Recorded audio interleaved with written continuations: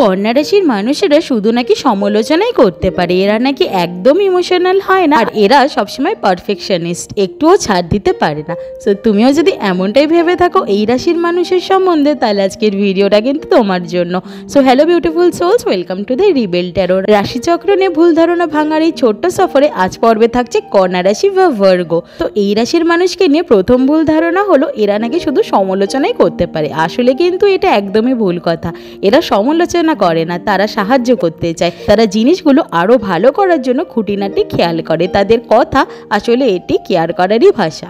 দ্বিতীয় ভুল ধারণা হলো এরা নাকি একদমই ইমোশনাল হয় না, কিন্তু সত্যি হলো কন্যা রাশিরা গভীরভাবে অনুভব করে, শুধু তাদের আবেগকে সবসময় প্রকাশ করতে দেয় না। তারা অনুভূতিগুলো ভেতরে রাখে যাতে পরিস্থিতি আরো খারাপ না হয়ে যায়। তৃতীয় ভুল ধারণা হলো কন্যা রাশিরা নাকি সবসময় পারফেকশনিস্ট, এ বিষয়ে তারা একটুও ছাড় দিতে পারে না। হ্যাঁ, সেটা অবশ্য সত্যি কথা, কিন্তু একটু অন্য পয়েন্ট অফ ভিউ থেকে দেখতে হবে।